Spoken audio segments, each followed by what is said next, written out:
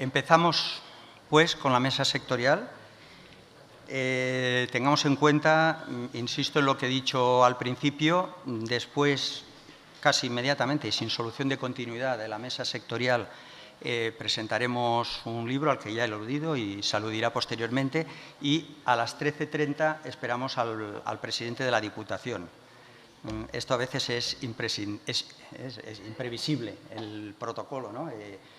Pues igual hay que hacerle un sitio, no lo sé. Ellos nos alzarán la mano, entrará, nos dirá alguna cosa y por motivos de agenda se ausentará. Bueno, pues sin más preámbulo, aquí en esta mesa vamos a hacer un cierto ejercicio de esto que hoy es tan necesario como la resiliencia, ¿no? Porque al principio se pensaba en una mesa sectorial agrícola y en una mesa sectorial industrial y ahora pues las hemos refundido y además pues tenemos, digamos, un elemento, Guillermo, si me permites la palabra elemento, que digamos que es una pieza especial dentro de la mesa, más, digamos, institucional. Ahora mismo los presentaré. Y bueno, pues así como a los 4 primeros componentes de la mesa, pues les voy a hacer unas preguntas sucesivas y de alguna manera estándar, pues a Guillermo le vamos a hacer 2 preguntas, por tanto, dispondrá un poco más de tiempo para contestar la primera y la segunda, digamos, con unas características algo distintas, ¿no? Ya para no gastar mucho tiempo, refundiré pues, el nombre de la persona casi pues, con la primera pregunta, ¿no? A todos más o menos os he dicho, pero me gustaría insistir, que para que no, digamos, gastéis vuestro tiempo y os embaléis en la primera pregunta, hay 3 más. O sea que, por ejemplo, yo qué sé, si os pregunto sobre vuestros objetivos empresariales, pues esa a lo mejor va a la segunda o la tercera, pero no, en la primera no intentéis ya contestarnos todo, vamos, hablar lo que queráis, pero este sería un poco el esquema. Bueno, pues en primer lugar, sin más, la primera persona y la primera pregunta, de manera que cuando el primer requerido a contestar, él haya terminado la contestación, pues podéis seguir todos, digamos, en orden, ¿vale? Yo ya os iré guiando. El primer interviniente, por orden, es, he dicho que esta era una mesa, digamos, industrial, ¿no? Industrial, tenemos a representantes, digamos, de lo que es el sector productor agrícola y más allá, pues, agroindustrial, ¿no? Y luego, por otra parte, lo que podríamos denominar industria pura, ¿eh? Entonces, el primer invitado es José Antonio Fernández, bueno, muy conocido aquí en Almería, es representante de FERAL, de la Federación de Regantes de Almería, ¿no? Y José Antonio, tú mismo presenta tu federación, ¿no? Y un poco, pues, algo que parece obvio, pero que no está mal recordarlo, ¿no? La relación de los regantes con ese binomio agua-energía en qué consiste, ¿cómo lo ves? Bueno, soy José Antonio Fernández, presidente de la Federación de Regantes de Almería, que yo creo que fue un acierto de los compañeros que la hicieron en su día, ya que nos ha permitido pues interrelacionarnos con las administraciones y creo que estamos cumpliendo con el objetivo. Bueno, nosotros los regantes sabéis que consumimos el 80% del agua, por lo tanto, y mucha energía, pues tenemos distintas procedencias, ¿no?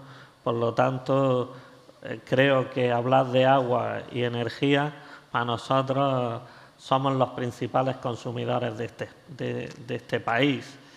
¿Cómo estamos trabajando en la provincia? Pues yo creo que somos el modelo a nivel mundial de la gestión hídrica en la provincia.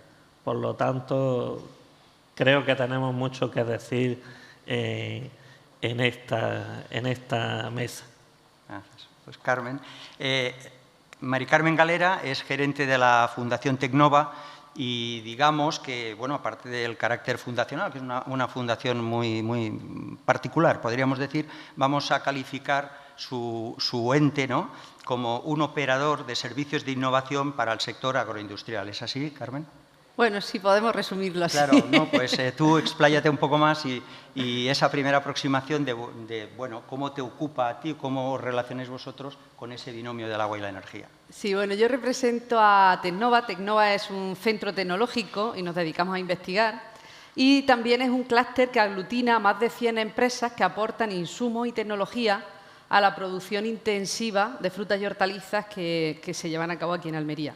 Nuestro papel fundamental es dar valor tanto a los agricultores como a las empresas para que sean capaces de producirlo dentro de un modelo que sea rentable y que sea sostenible. Yo creo que aquí nadie pone en duda que tanto el agua como la energía son dos pilares estratégicos necesarios para poder producir frutas y hortalizas. ¿Qué hacemos nosotros? Trabajar en toda la cadena de valor, desde la semilla hasta que las frutas y hortalizas llegan al lineal de venta y el consumidor se las encuentra con la sensación de estar recién recolectados.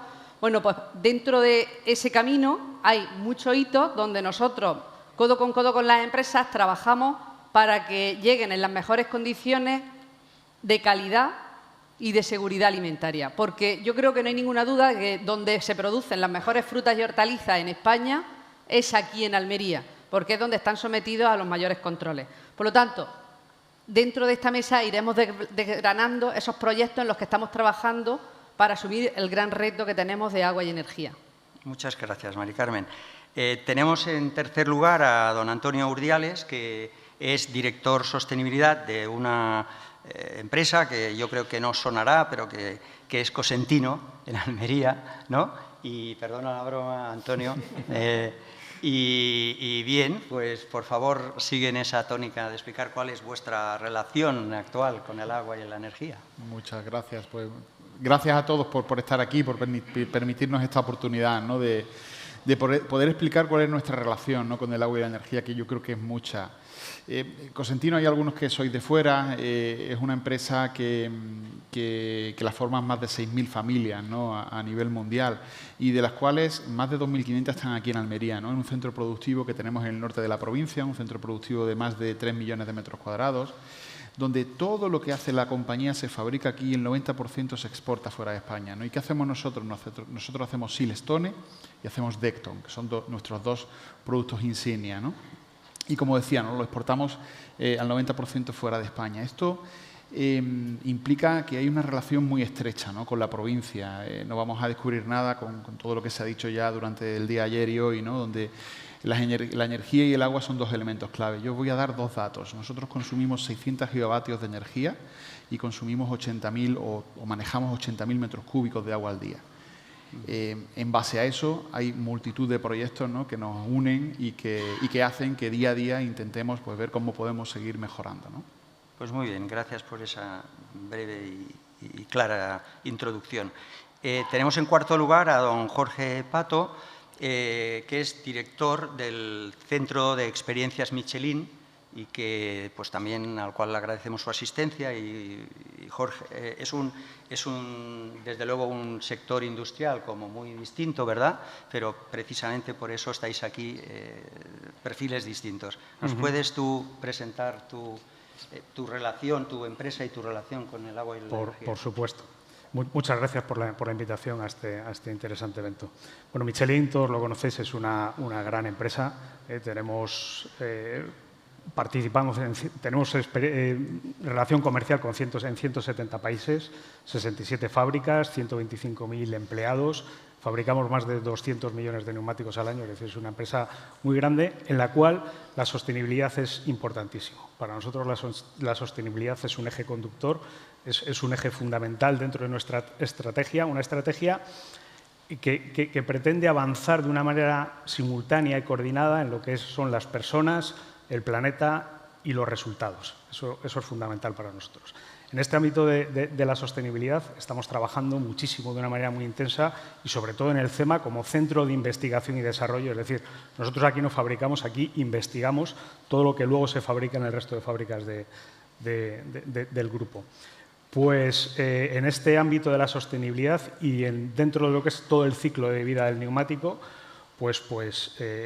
trabajamos de una manera muy intensa. En el diseño, por ejemplo, hoy en día el 30% de los componentes de un neumático son materiales sostenibles. Nuestra idea es que en 2050 el 100% del neumático sea material sostenible, lo cual requiere una investigación y un desarrollo importantísimo. En la fabricación, lo mismo. La fabricación, cada vez los centros industriales tienen que reducir su impacto ambiental. Con referencia al 2005, hoy estamos a un 50% del impacto ambiental que teníamos. Y la idea es que en 2050 tengamos una neutralidad total de carbono, lo cual también supone una investigación, una inversión y un esfuerzo considerable para conseguir esa sostenibilidad. A nivel logístico, también estamos trabajando de una manera importante, intentando producir cerca del consumo, local to local. En el uso del neumático es el mayor impacto ambiental. En todo el ciclo de vida del neumático, sobre todo es en su utilización, sobre todo la resistencia a la rodadura. La resistencia a la rodadura de un neumático supone entre el 20 y el 40% del consumo de combustible de un vehículo. Bueno, pues nosotros desde hace 30 años, con nuestra investigación, estamos reduciendo en torno al 1-2% de media anual esa resistencia a la rodadura, con un ahorro impresionante en las emisiones de CO2 y del consumo de combustible. Y por último, en la última parte de este ciclo, es la reutilización de los neumáticos usados. Pretendemos que los desechos que se generan sean materias primas en el futuro. Estamos creando empresas, Enviro, Pirowave, Carbios, empresas que se dedican a investigar cómo reutilizar esos desechos y usarlos como materias primas. Como veis, es una hoja de ruta inmensa. Y el CEMA, como Centro de Investigación y Desarrollo, es un actor fundamental dentro de toda esta dinámica. Por lo tanto, bueno, pues tenemos bastante que decir Jorge, vale, tendremos tiempo de profundizar un poquito más en ello. Bueno, como decía Guillermo, claro, Guillermo es secretario del Ayuntamiento de Roquetas, pero además es secretario del Consorcio para la Gestión del Ciclo Integral del Agua de Uso Urbano, ¿no? Y desde el principio, pues nos hablaron de Guillermo, pues aparte de lo que acabo de indicar, que ya es suficiente, ¿no? Pues él tiene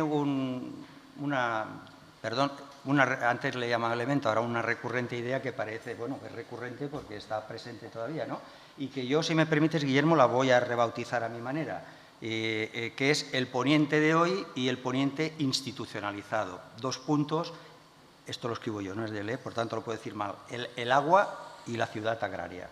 Dicho así, he dicho que a él le haría solo 2 preguntas. Si me permites, Guillermo, ¿nos puedes hacer una foto de lo que tú consideras que soy el poniente almeriense desde el punto de vista del binomio, para que luego ya en la segunda parte expongas tus ideas de dónde deberíamos, hacia dónde deberíamos? Muchas gracias, Esteban, por invitarme a la mesa y bueno, encantado de estar con este elenco de expertos.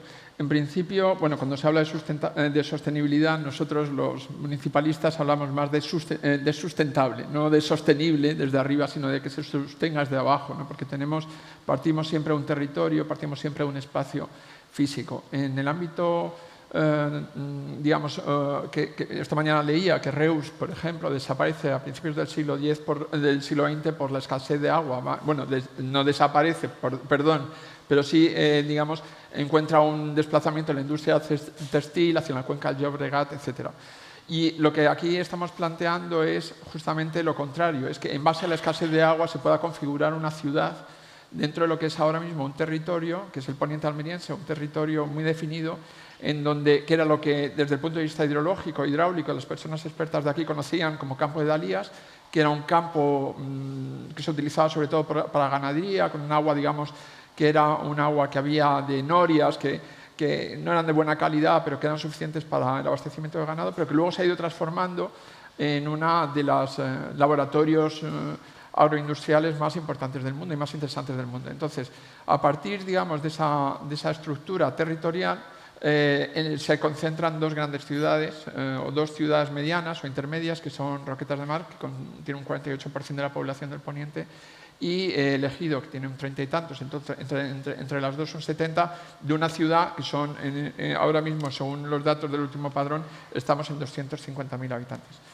Bueno, no es todavía una ciudad, no se llama así, pero sí empieza a configurarse en el plan de ordenación del territorio del Poniente, se empieza a hablar de una estructura territorial integrado por 2 ciudades y luego un elemento que es el elemento agrario. Entonces, a partir de ahí, lo que nos planteamos es si no estamos ya viviendo en esa ciudad invisible que diría Italo Calvino, en cuanto a que existe ya. Es una ciudad que, como estamos, digamos, adaptados, estamos metidos en ella, no nos damos cuenta que existe, pero sí existe, porque hay una serie de relaciones entre los distintos núcleos y entre las distintas ciudades del Poniente que también se intercomunican con la capital y con otras áreas como el Levante, pero que está permitiendo, digamos, que haya un flujo constante de información y también un flujo constante de innovación en cuanto a lo que son los desarrollos de esta industria.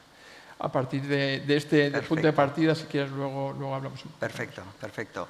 Entonces, pues vamos a la segunda pregunta que, digamos, como ha incidido aquí de una forma brutal, como hemos dicho, el tema de la escasez. A algunos les gusta hablar, a nadie le gusta hablar de ninguna de las 2 cosas que diré, pero algunos utilizan más la palabra escasez, los otros más la palabra sequía. Antes de hablar, digamos, de los objetivos, ¿no?, que plantearíais cada uno de vosotros, pues eso, cómo notáis, cómo se está afectando a vuestra actividad diaria la escasez y o sequía. Bueno, a nosotros los agricultores, lógicamente, la provincia de Almería nos está afectando, vamos, de forma desigual, vamos a hablar.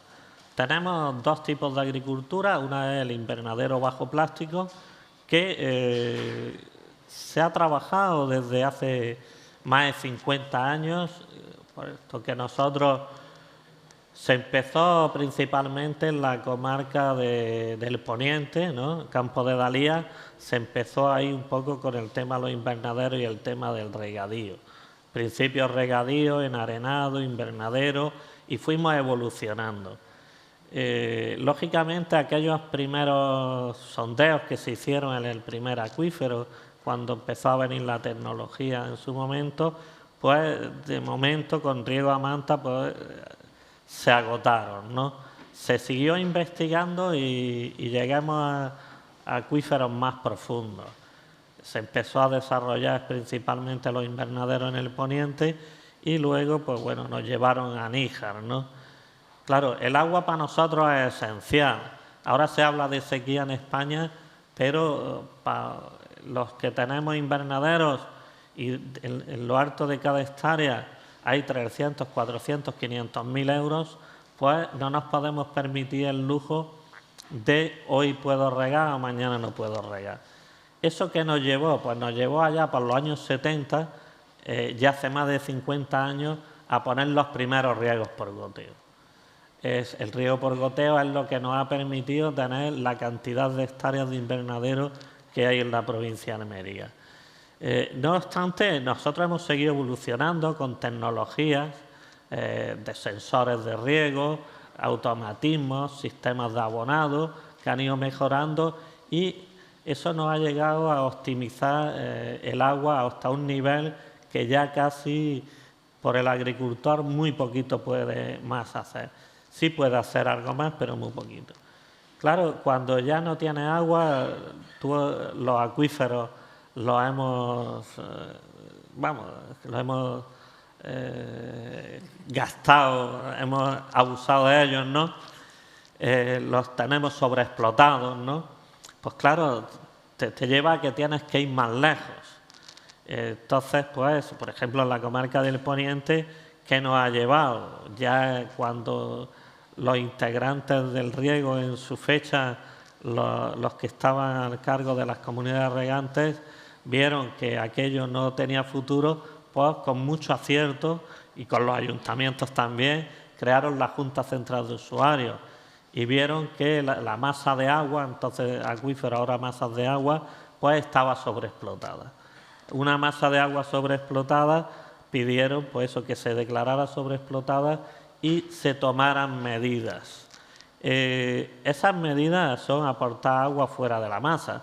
Es agua desalada, es agua regenerada de los EDAR, pueden ser aguas de trasvases, que en este caso pues no tenemos, pueden ser las aguas de Beninar, que tenemos pocas, pero bueno, la idea cuál es poner este puzzle de agua a disposición de los regantes para extraer menos de la masa. Eso nos pasa en la comarca del Poniente. Bajo Andarás pues lleva más de 20 años cogiendo el agua del Edar de Almería, lo que ha supuesto también el desarrollo, ese desarrollo que hay en el Bajo Andarás, Níjar con su desaladora también, y todo lo que es los invernaderos, al fin y al cabo, tenemos problemas de calidad de agua, pero sí es cierto que no tenemos problemas de cantidad de agua. Lo que es el regadío en la provincia de Almería, lo que es al aire libre, ¿no? Las hortalizas están concentradas en el Levante, bajo Almanzora, ¿no? Allí tuvieron otra apuesta, ¿no? Una apuesta distinta, puesto que les llegó ese primer trasvase del Tajo Segura y vieron pues, una oportunidad de un antes y un después. Como en el Poniente había cambiado, allí también de una agricultura de subsistencia pues, a una agricultura de poder vivir y tener un nivel de vida más alto. Ellos apostaron por los trasvases en su día y, bueno, pues el Tajo Segura se está reduciendo porque no tiene el mismo volumen que se pensó que podía tener en un principio. Hicieron un segundo trasvase, el Negratín, tan mala suerte que en los 2 últimos años, ahora va a ser en julio, que no está aportando ninguna agua a la zona. Por lo tanto, la zona de Levante bajo Almanzora, como digo, esta primavera-verano probablemente se dejen de plantar en torno a 12.000 hectáreas de cultivo. Esa es la situación de Almería. Nos encontramos con 2 situaciones. Una de normalidad dentro de lo que es este país y la situación que estamos viviendo, y otra pues que está sufriendo lo mismo que el resto de este país. Muchas gracias. Entonces, Mari Carmen, creo que son tus patronos, ¿no? Que al mismo tiempo son aquellos a los que prestáis los servicios de innovación y la propia Fundación Tecnova. ¿Cómo valoráis, cómo se está afectando ese episodio de escasez, sequía? Hombre, yo creo que coincido plenamente. La situación que hay ahora mismo, la crisis que hay, tanto a nivel de sequía como a nivel energético, porque yo creo que no debemos de olvidarnos también de la energía. Yo creo que es extremadamente grave y aunque yo creo que si hacemos una reflexión es imposible imaginarse la agricultura si no hay agua. O sea, cualquier otro sector puede ajustarse. La agricultura, si no hay nada de agua, es como el ser humano. El ser humano no puede vivir sin agua. La suerte que tenemos es que Almería ya hace 40 años empezó a trabajar en modelos sostenibles de aprovechamiento óptimo del agua. Entonces, cuando en extensivo aún se sigue regando, como ya decía, de otra forma, nosotros ya hace 40 años hacíamos el riego por goteo, ya optimizábamos. Y eso es un modelo de desarrollo que ha sido ejemplo en otros países y que han venido a copiar. En el desierto se está cultivando frutas y hortalizas gracias al modelo de desarrollo agrícola que se ha desarrollado aquí, bueno, y que se desarrolló también en Israel.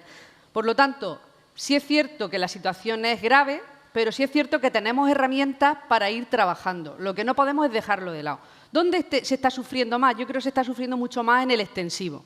Los cultivos de extensivo, los cultivos de secano, donde no necesitaban antes riego y que ahora no llegan las lluvias que llegaban a cada 4 meses o 5. Y cuando en cultivos de extensivo no te llega nada, al final el cereal pues no te está cogiendo la altura que quiere y el grano no se te pone como necesita.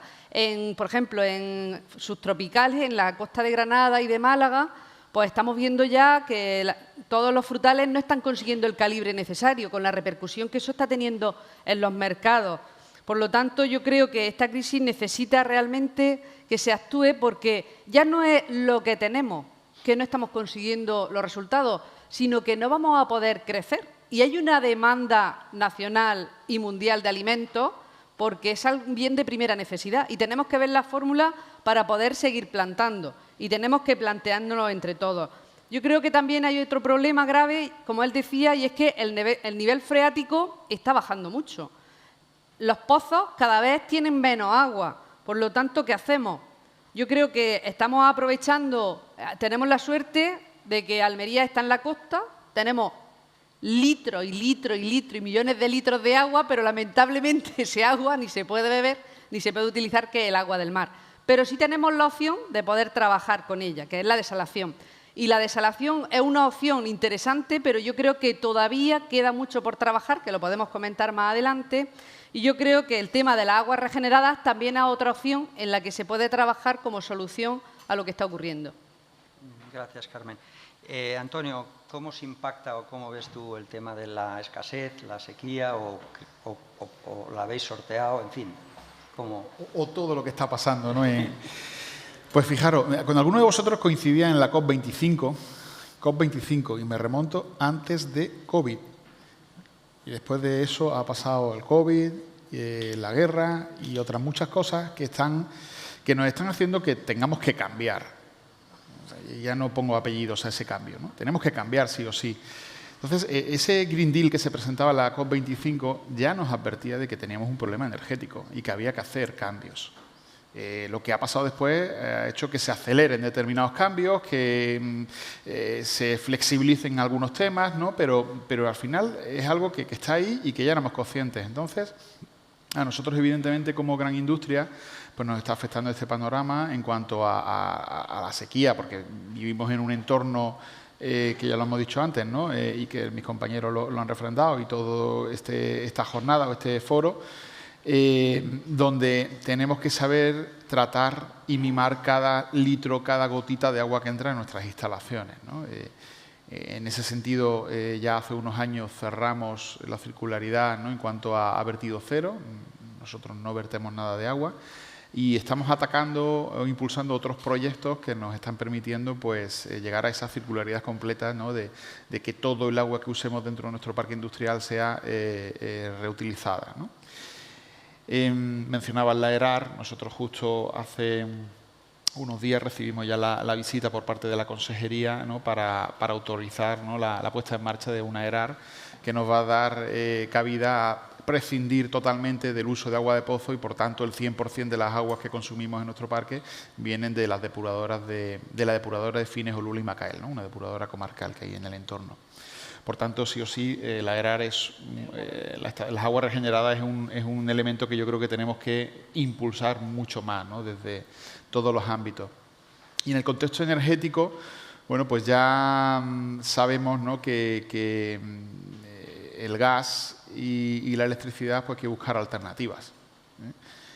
Y la alternativa de la electricidad, pues claro, uno a bote pronto dice, bueno, el sol, sí, el sol, y es una alternativa, y que ya hace 5 años decidimos implantar un parque solar para poder sustituir parte de la energía eléctrica que consumimos. Y a nivel de gas, pues estamos estudiando diferentes alternativas, pero a día de hoy pues todavía queda mucho camino que recorrer, ¿vale? Porque la industria nuestra es una industria que tiene un alto, que requiere una demanda energética importante, con temperaturas de hasta 1500 grados, y la adaptación de la maquinaria al nuevo contexto, al hidrógeno, por ejemplo, pues no se llevan bien, ¿vale? Si quieres, después entramos un poquito en qué objetivos tenemos y a dónde queremos llegar, y desgranamos un poquito más estos temas, ¿no? No quiero dejar esta oportunidad, ¿no? de sin mencionar lo que nos preocupa, el estar en un contexto donde Europa se cree las necesidades de cambio por el contexto mundial de cambio climático, y al final lo he dicho, o simplemente pues porque no tenemos materia prima suficiente y dependemos de terceros, con lo cual tenemos que intentar, pues, nosotros mismos generar, ¿no? Y ser autosuficientes, ¿no? Entonces nos preocupa pues eso, ¿no? que haya un agravio comparativo entre los productos que se generan en Europa y los productos que se puedan generar en el resto del mundo, y que después el consumidor no sea capaz de apreciar la diferencia, ¿no? De apreciar el esfuerzo que hay entre una industria que pueda ser o que esté en el camino de la sostenibilidad, o una industria, pues, que ha generado sus productos sin tener en cuenta, pues, ningún parámetro o lo mínimo imprescindible, ¿vale? Entonces esa es una preocupación que está encima de la mesa. Sí. Incluso entre Europa y Estados Unidos, ¿no? También, o sea... Sí, bueno, ahí entramos en otra rivalidad, ¿no? De a ver quién es el primero, ¿no? En el hidrógeno y tal. En fin, ahora comentamos. Bueno, Jorge, ¿os afecta o no os afecta? ¿Cómo lo ves? Pues Esteban, como a todos. Yo separaría un poco lo que es la energía del agua. A nosotros a nivel energético, pues esta crisis nos está afectando de una manera brutal. Y de hecho el coste energético pues ha pasado de ser el segundo o tercer elemento importante en nuestro balance económico a ser el primero. Es decir, estamos gastando muchísimo dinero en energía y tenemos planes, luego hablaremos un poco para ver cómo optimizar y cómo reducir. Entonces la energía pues nos está impactando, como a todo el mundo, de una manera bastante importante. En cuanto al agua, nosotros pues somos una empresa, en el caso del CEMA, estoy hablando del CEMA, que tenemos poca demanda hídrica. Nosotros, de hecho, estamos aquí en Almería, se seleccionó en Almería hace 50 años, pues estamos en nuestro 50 aniversario, para hacer estos ensayos, porque es un sitio donde llueve poco. Es el punto en su momento de Europa donde menos llovía y por eso fue uno de los criterios para seleccionar este punto como el punto donde se iban a hacer ensayos y test de los neumáticos. Entonces, bueno, nosotros no somos grandes consumidores de agua y por lo tanto, pues el impacto es relativamente pequeño. Estupendo. Guillermo, ahora me permitirás que te salte el turno, porque tú tendrás tu segunda especial pregunta al final. Y en cuanto a las primeras, si me permitís, pues ya refundimos las dos que tenía pensada, porque habéis adelantado ya algunas ideas sobre, bueno, refundir con vuestro orden y como queráis. Primero, digamos, habéis retratado una realidad, objetivos, ¿no? A medio largo, como queráis, objetivos, y si en la senda o en la búsqueda de estos objetivos vosotros pues alzaríais la mano y veríais alguna insuficiencia o pediríais algo a alguien, ¿no? Normalmente se pide al regulador, pero se puede también pedir pues a los componentes de la sociedad, en fin, adelante. Bueno, nuestros objetivos en la provincia de Almería están claros. Nuestro modelo agrícola, el modelo Almería, aunque alguna gente le llama el milagro Almería, nosotros pensamos que no hay ningún milagro. Es el esfuerzo de muchas familias lo que ha creado pues, lo que tenemos hoy. Claro, el modelo Almería no se entiende sin agua. Como ha dicho las compañeras, aquí sin agua, el agua es el principio de la vida y todo necesita agua. Es un líquido insustituible. Por lo tanto, nosotros nos hemos marcado objetivos claros en las distintas masas de agua. ¿Cuáles son los objetivos? Número uno, está claro que es recuperar las masas de agua. Las masas de agua de la provincia de Almería están en muy mal estado. Entonces, número uno es pues eso, recuperar las masas de agua para que vuelvan a un estado normal. ¿Cómo hay que hacer esa recuperación? Está claro que aportando agua de fuera de las masas. Estamos hablando de agua desalada, que sí es verdad que es un agua cara, que se puede hacer mucho con respecto a lo que se está haciendo ahora en la gestión del agua desalada, y está claro que se va a avanzar mucho y el agua de la desaladora se va a abaratar. ¿Qué se puede hacer ahora mientras que se investigan nuevas membranas, nuevos sistemas de bombeo que sean más eficientes? Pues creemos que la administración, en este caso Acuamed, está un poco cogido de las manos a la hora de hacer contratos de la energía, puesto que hay que sacarlos a concurso y demás. Nosotros entendemos que lo que es el modo privado, ¿no? O una desaladora privada, ahora nos pueden ofrecer, hay empresas que nos pueden ofrecer y nos están ofreciendo energía para contratar para los próximos 25 años. Las empresas públicas no pueden hacerlo, pero nosotros sí podemos contratar energía para 25 años. Y ese es el camino. El problema de la energía lo estamos viviendo todos. El agua de los pozos aquí pues, es energía, todo es energía, por lo tanto es uno de nuestros principales problemas. Hay otro agua, que es el agua de los EDAR, que nosotros todos en Almería, y creo que coincidimos, que el que ensucia, limpia, el que contamina tiene que dejar el agua en el mismo estado que la coge. Por lo tanto, entendemos que somos los ciudadanos, el pueblo, el que tiene que hacer ese agua que coge y sale por las duchas, por los fregaderos y demás, tiene que devolverla en el mismo estado que la cogió. Por lo tanto, a partir de ahí tenemos que entrar los regantes a hacer uso de ese agua que no se puede extraviar en esta ciudad. Con esas dos aguas, si puede venir agua no ya hablo de trasvases, pero sí interconexiones como están las presas de Rules, los pantanos que tenemos. Podemos hacer también más en nuestra provincia. Tenemos muchos invernaderos que no recogemos la agua. Con el cambio climático está habiendo que las lluvias ahora son más torrenciales, más distanciadas, caen más pegadas a la costa. Por lo tanto, tenemos que hacer un estudio pues, con esta sierra de Gado. Habrá que repoblarla, puesto que es una fijación de agua. La Rambla habrá que hacer diques de contención para que filtren al acuífero. Incluso habrá que pensar, cuando llueve muy pegado a la costa, si hay que hacer esas balsas de tormentas. Entonces, hay mucho que invertir, tenemos mucho que hacer en todo lo que es todas las masas de agua en Almería. Es cierto que últimamente, en los últimos meses, están viniendo muchas inversiones por parte del gobierno a través de Aquamed, que se van a ampliar las desaladoras, a través del SEIASA, que se están haciendo infraestructuras. La Junta de Andalucía, con su segundo y tercer decreto, también está actuando y está haciendo muchas inversiones en los EDAR.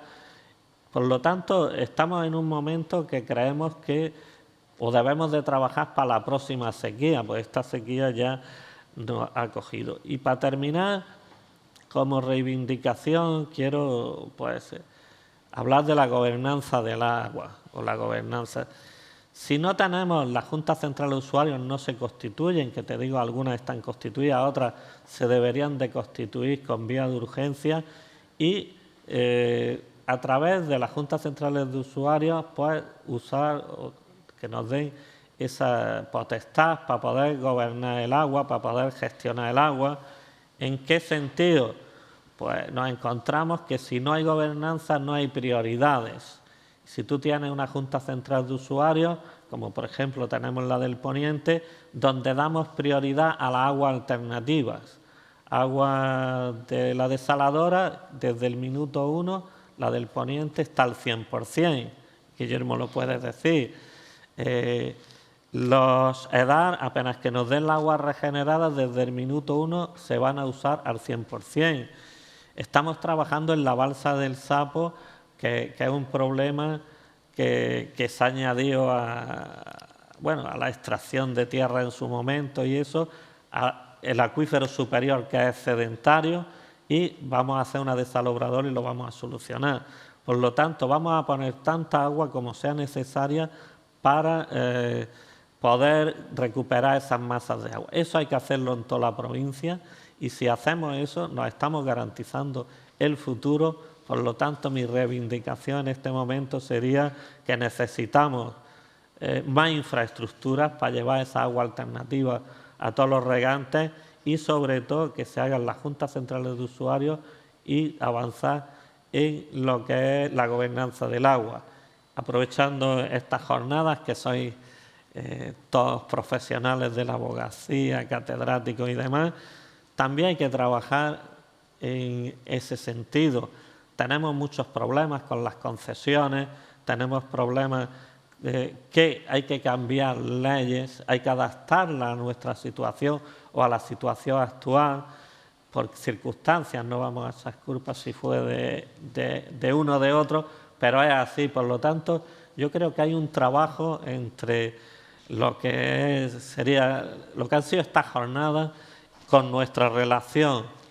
O sea, quiero decir que tenemos que tener agua garantizada, pero también agua con sus derechos, porque si no tenemos derechos de agua no tenemos acceso a subvenciones, incluso fondos operativos del día a día de los agricultores o posibles inversiones. Por lo tanto, yo con esa reivindicación me quedo. Bien. Precisamente queríamos acabar, digamos, con, llamémosle peticiones, reivindicaciones, aspiraciones, porque pues quizá en el devenir de este foro nos podamos preguntar el año que viene en qué hemos avanzado, ¿no? Javier Alcántara ayer de Aquamed precisamente comentaba lo que decías, ¿no? Que están un poco con las manos atadas para hacer contratos de energía, bueno, pero a veces los corsés jurídicos van por detrás de la realidad. Hombre, esto más que, no lo has dicho tú, más que cargarse a Aquamed, por así decirlo, ¿no? Ir al sector privado, que las desaladoras, que lo que hay que ir quizá es a Europa, ¿no? Y que las directivas de contratación se adapten un poco a la realidad y permitan que entes que ahora no pueden hacer contratos a largo plazo de adquisición de energía, pues la Unión Europea levante, si es que lo hay en la ley de contratos, que lo vamos a analizar, ese tope. Sí, somos partidarios 100% de que Aquamed, que es la empresa pública la que tiene que hacer las desaladoras. Sí, en eso estamos de acuerdo. No, bien, pero eso, con otro marco jurídico adaptado a la realidad, correcto, ¿verdad? Carmen, por favor. Bueno, yo por entrar a un nivel un poco más micro, él ha hablado a nivel macro de cómo se gestiona. Nosotros desde Tecnova, y como decía, en colaboración con las empresas y tomando el pulso de lo que realmente necesita el agricultor, estamos trabajando en varias líneas. Y aunque sí es cierto que en temas de agua, como les decía, ya Almería es líder en aprovechamiento de agua, sí nos hemos dado cuenta que todavía se puede dar un paso más allá. A través del Internet de las Cosas, del IoT, que imagino que todos conocen, eso nos permite el poder trabajar dentro del invernadero y poder medir con mucha mayor precisión cuáles son las necesidades que tiene la planta. Por ejemplo, nosotros sabemos, nos dicen siempre los nutricionistas que es recomendable beber 1,5 litros, 2 litros de agua al día para estar hidratados, y lo sabemos. Pero ¿nos han dicho en qué momento hay que tomar ese 1,5 litros?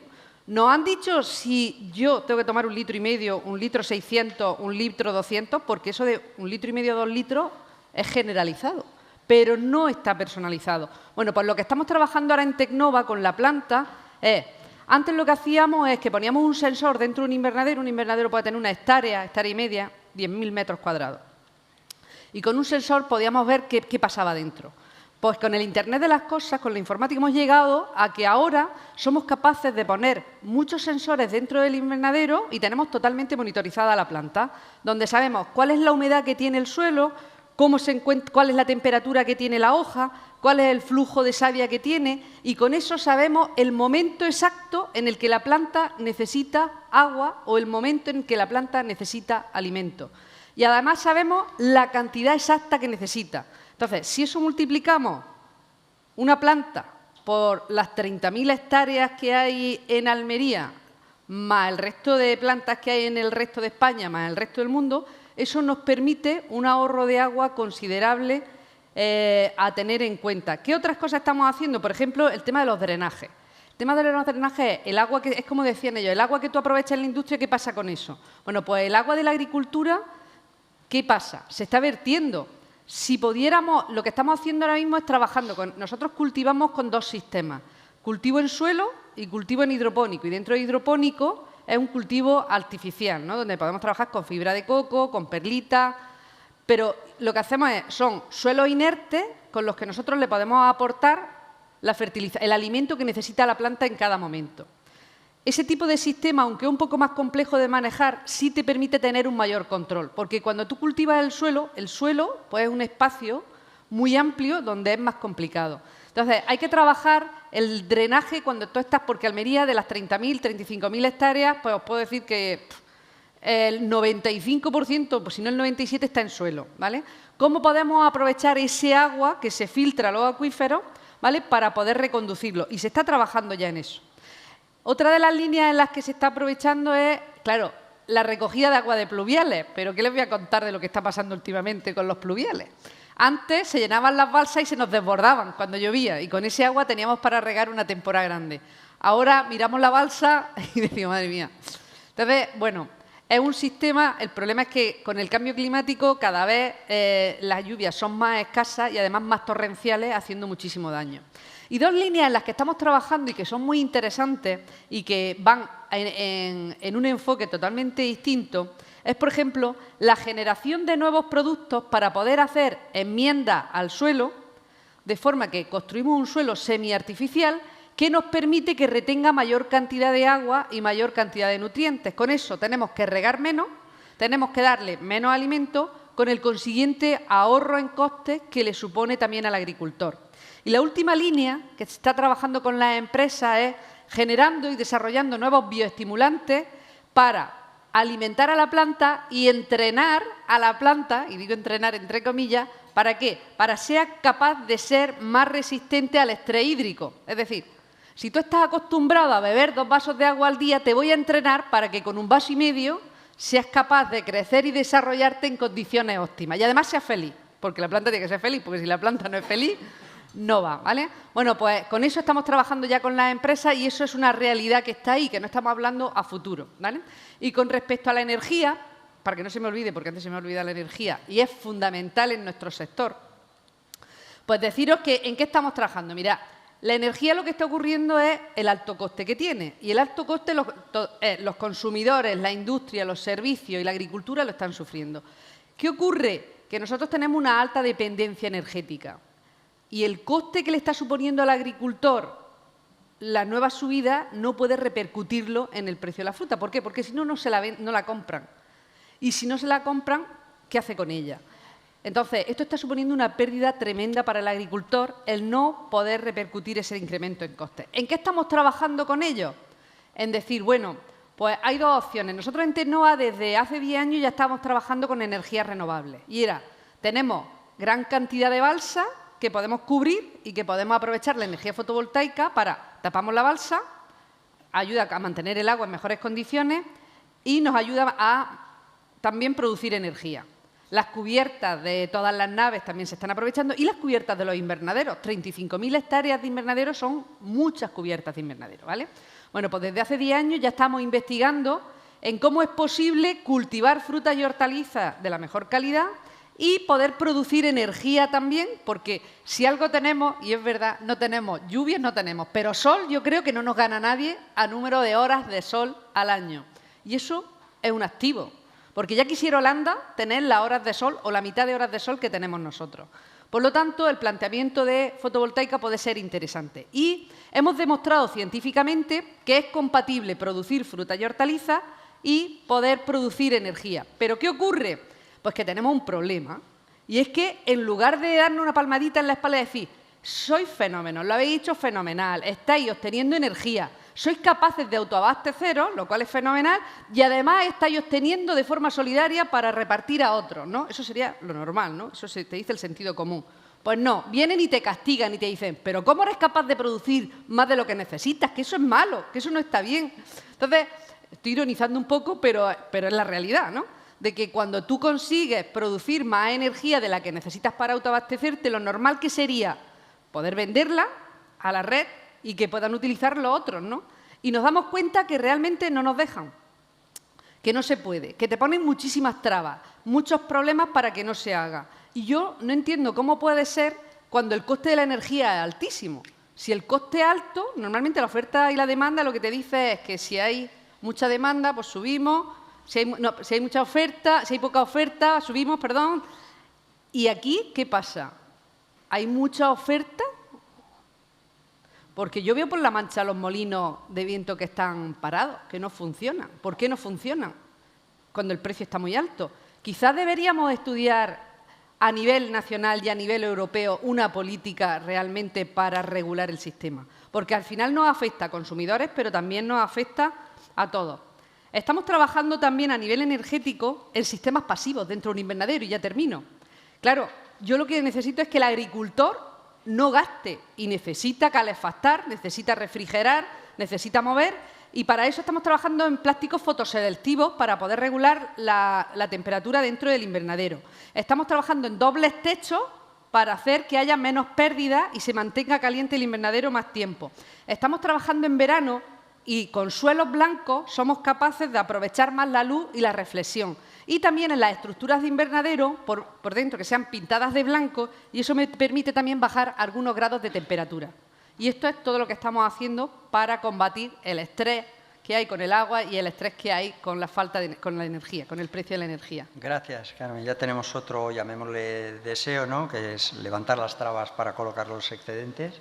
Y pasando a Antonio, que tú has también apuntado un tema digno de trabajarlo mucho, que es la diferencia de competitividades que se crean a las empresas precisamente por las diferencias regulatorias entre los estados y, por tanto, por el tema de las ayudas estatales completamente dispares. Ese es un gran tema macro, como decía Carmen. Pues eso, ¿qué objetivos, carencias?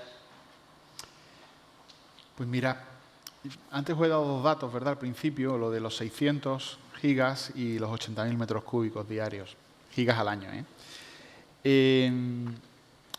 Nosotros hemos hecho una cosa, creo que muy interesante, y es que el órgano de gobierno de la compañía, el Consejo de Administración y Comité Ejecutivo, todos los meses ya no solo reciben la información financiera que reciben y que están acostumbradísimos a recibir, sino que nos estamos volcando en la suerte que tenemos ahora de la digitalización de procesos, etcétera, para poder reportar también la información no financiera, determinados elementos clave, determinados KPIs que nos preocupan, ¿no? Y entre esos está, pues, sin lugar a dudas, los ratios de consumo energético y de huella hídrica de la compañía, ¿vale? Entonces, mensualmente estamos siendo un poco fiscalizados, examinados, ¿no?, los que estamos en estas áreas, pues para ver cómo vamos mejorando. En ese sentido, hay un grupo un equipo de trabajo fantástico dentro de la compañía que conforma la Comisión de Energía, que se dedica a ahora os hablo de energía y después de agua, ¿vale?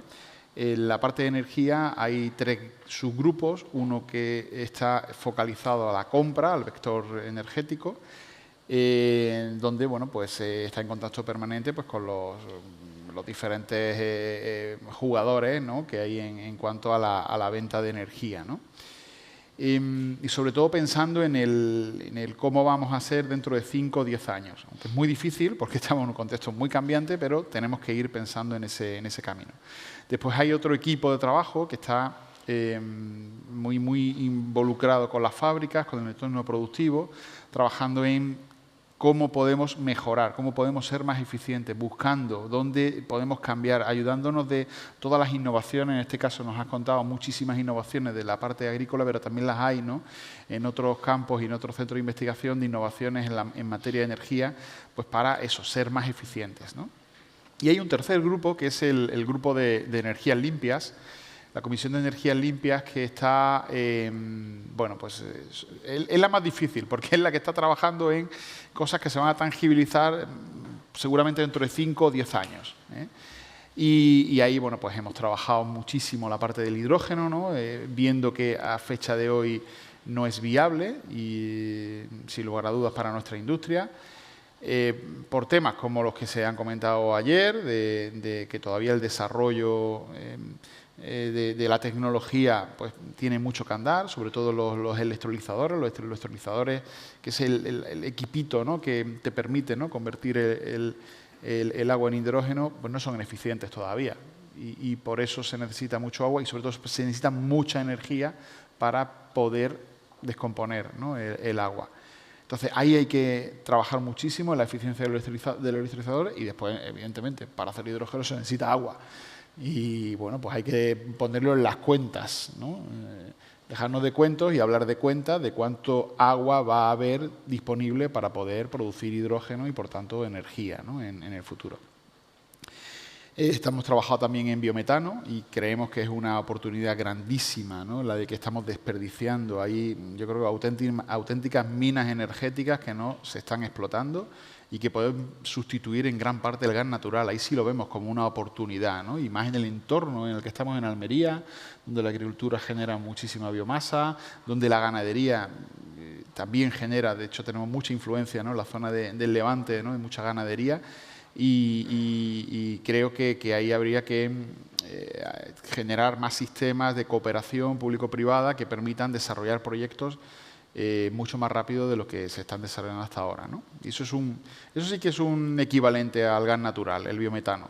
Entonces, ahí sí hay alternativas. Geotermia, ayer hablamos de geotermia y creemos que es una oportunidad muy grande la que tenemos aquí en Almería. Nosotros hemos analizado esto ya.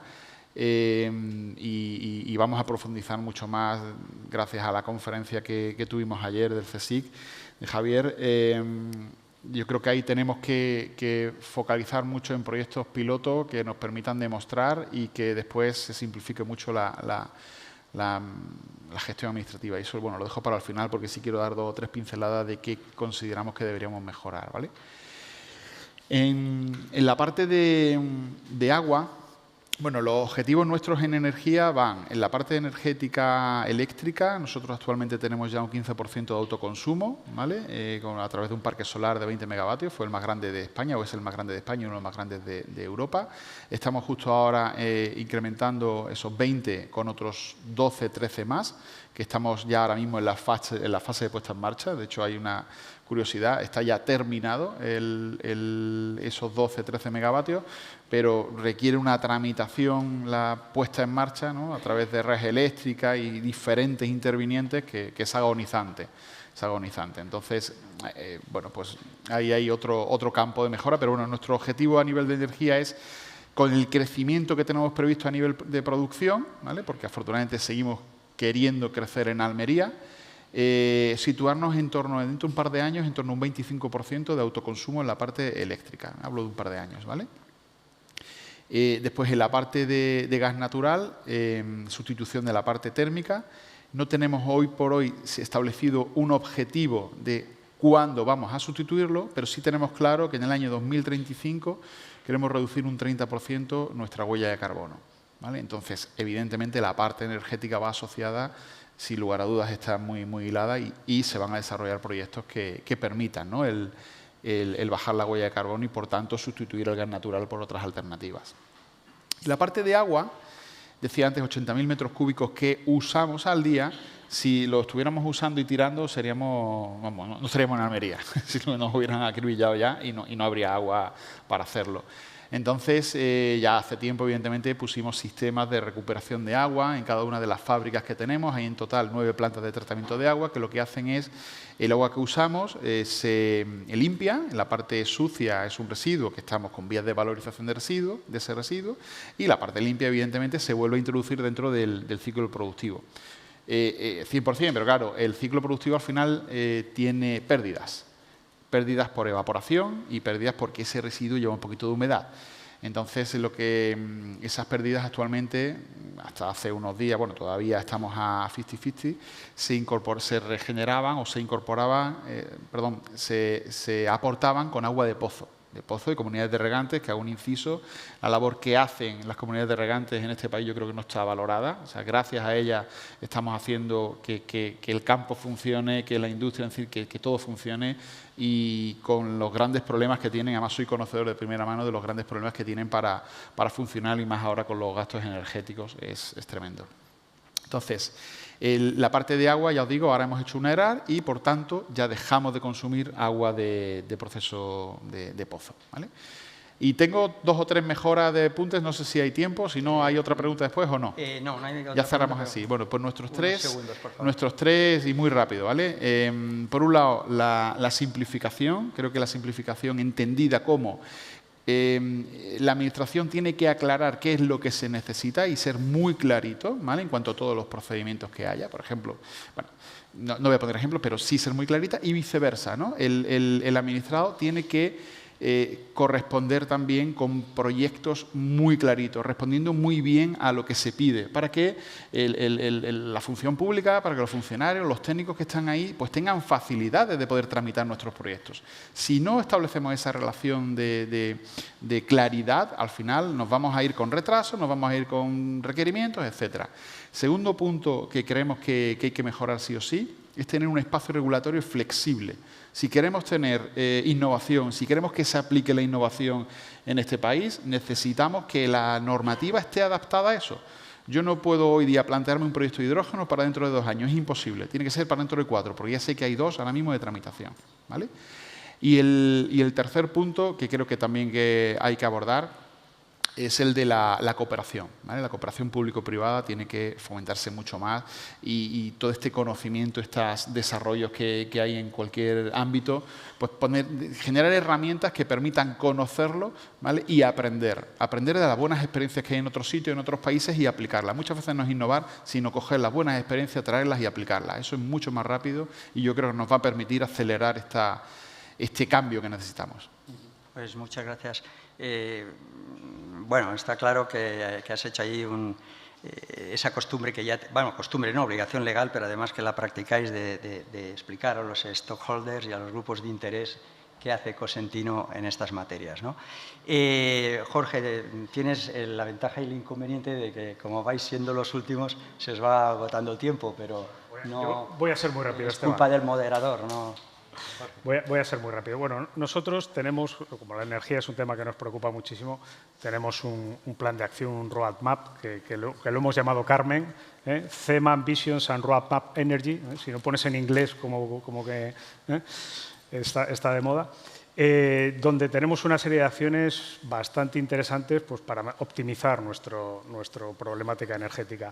La acción más importante, o la acción estrella, es un parque fotovoltaico que vamos a inaugurar este año de 3 megavatios pico, 25.000 metros cuadrados de superficie, un parque importante que queremos a ver si podemos inaugurar después del verano y que va a suponer poder cubrir el 30% de nuestra necesidad energética.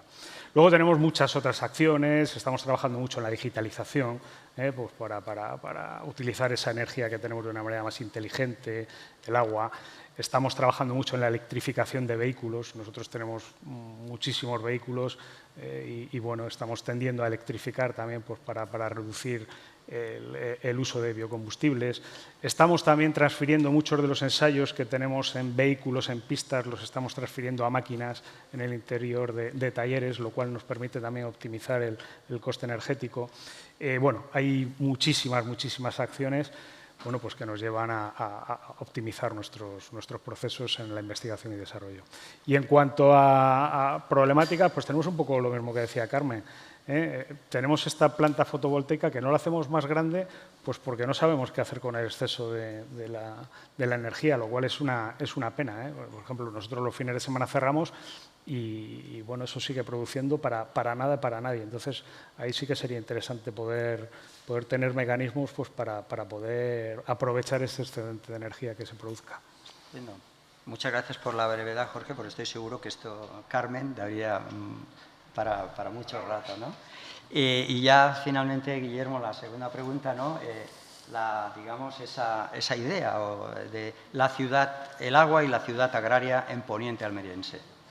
Bueno, pues muchas gracias, me ha resultado muy interesante. Coincido con el diagnóstico que se ha hecho, sobre todo el diagnóstico que distingue un poco el Levante y el Poniente en cuanto a la situación del agua. Ahora mismo nosotros en el... Solo sepáis, voy a... Sí. De acuerdo, gracias Esteban. Ahora mismo en el Poniente estamos tirando agua, esa es la realidad. Estamos tirando agua digamos, depurada, que podría regenerarse y usarse. Estamos tirando agua del nivel, porque digamos, el nivel freático, digamos, lo que ha sido la masa de agua superficial está, digamos, rebosando porque hay una abundancia de agua y la estamos tirando también al mar. Y ese agua, por sí sola, esas dos aguas serían suficientes para, digamos, sostener gran parte de lo que es, con algunas mezclas, gran parte de lo que es la agricultura. Por otro lado, tampoco es muy costoso. Estamos ahora mismo en las estaciones depuradoras de aguas residuales, estamos implantando y estamos tratando de que con los fondos Next Generation, que todavía no ha llegado nada, porque yo sepa, pero por lo menos en el Poniente no ha llegado ni un duro de las peticiones que hemos hecho, estamos tratando de que vengan, digamos, para las plantas de biogás, que son las que pueden, digamos, que las plantas de las estaciones depuradoras de aguas residuales pueden ser autosuficientes.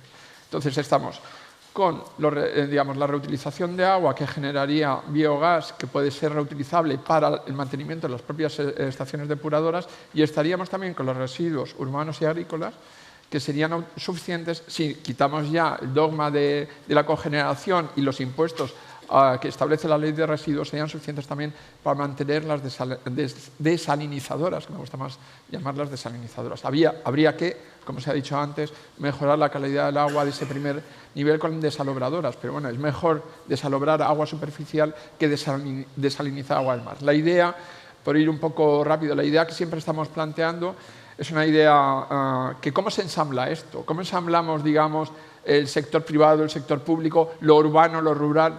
Porque todo está, todo está cada uno por su lado, ¿no? Cada uno estamos actuando de una forma, digamos, en direcciones que parece que son conjuntas, pero son direcciones que uniendo las fuerzas, como cuando hacen los equipos, los buenos entrenadores cogen un equipo, uniendo las fuerzas de todo el equipo, se consigue al final meter el gol. ¿Qué es el ensamblaje que se propongo utilizando los términos de Saskia Sassen, que es mi mentora en cuanto a mi ideóloga, en cuanto a lo que es la sociología y fue príncipe de Asturias de España? La idea es, digamos, definir primero un parque agrario. Mi planteamiento es un parque agrario en el poniente, igual que hay un parque natural en Cabo de Gata, sería un parque agrario como una figura donde se institucionalizan y donde están presentes, no con una gobernanza, que no me gusta mucho el término, pero sí con una regulación, que es otro término que quizás sea más adecuado, donde se establezcan las reglas de juego. Es decir, ¿cuánta agua se necesita? Mi aspiración es que el abastecimiento consuma no más de 40 hectómetros, el regadío no más de 160, que lleguemos a un tope de 150 y que intentemos nosotros ajustarnos a esos 150 de una forma autorregulada, poniéndonos de acuerdo, a veces sobra de un sitio, a veces de otro, pero autorregulada. Entonces, la propuesta de parque agrario no es una propuesta, digamos, original. Hay parques agrarios, la hay de Grenoble, hay parques agrarios en el Anillo Verde de Múnich, y va un poco en el sentido de lo que están ahora planteándose en el tema de lo que son el municipalismo. En todas las ciudades estamos hablando de renaturalizar la ciudad, y nosotros la tenemos aquí. Nosotros estamos en unos entornos bastante naturales, dentro de que hemos puesto estructuras industriales, estructuras tecnológicas muy avanzadas. Entonces, dentro de esa ciudad invisible que decía al principio de Italo Calvino, que no vemos, pero que existe, dentro de esa ciudad invisible nosotros ya estamos en una era que se llama Novaceno, según el inventor de Gaia, en una era en la que, digamos, estamos de hiperinteligencia. No nos damos cuenta lo que son los teléfonos, los smartwatches, etc. No nos estamos dando cuenta, bueno, sí, porque nos lo has explicado muy bien, hasta que les entrenamos a las plantas para que beban menos. Pero realmente todo lo que es la hiperinteligencia va a hacer que el agua deje de ser tan opaca, a mi juicio, y perdonar que diga así, y el agua también sea un factor que permita, digamos, generar energía a través de las, digamos, de las infraestructuras que permitan, pues, producir biogás, etcétera, etcétera. Entonces, la idea es un punto de partida, el parque agrario, que se va a plantear en estos momentos por parte del Ayuntamiento de Roquetas, que, por cierto, tiene secas, pero tiene balsas de tormentas para recuperar el agua de lluvias y de correntías, pero tiene 6 balsas de tormentas en la ciudad preparada para eso, que ahora mismo, bueno, pues están ahí. Pero ir preparando, digamos, ir dándole una visión que no sea una visión de lo rural separado de lo urbano o, digamos, con agentes dispersos, sino que se ensamblen todos los agentes en torno a un parque natural. Mi idea final sería conseguir la fusión de los municipios, pero claro, esto depende de factores políticos que ya uno no controla. Pero la idea sería eso, llegar a esa ciudad de 250.000 habitantes, que es el poniente actual, en el que, digamos, se regula el parque agrario como un suelo industrial, agrario, tecnológico, en la que los propios operadores ponen las normas de regulación y en las que ponemos las reglas de juego claras. Ese es un poco el planteamiento, no quiero coger más tiempo. Los desarrollos de esta idea pues los tendrán que ir haciendo las generaciones futuras sobre la base de que esto, lo que tenemos que hacer es que esto lo puedan disfrutar, lo que hemos tenido, la suerte que hemos tenido nosotros, la puedan disfrutar nuestros hijos, nuestros nietos, que es la misión que tenemos aquí, ¿no? Muchísimas gracias a todos, pero vamos, sinceras, muchísimas gracias, y no puedo abriros un turno de intervenciones. Tenemos aquí al excelentísimo señor presidente de la Diputación y bueno, pues vamos a recibirlo y a oír lo que seguro nos dirá muy interesante.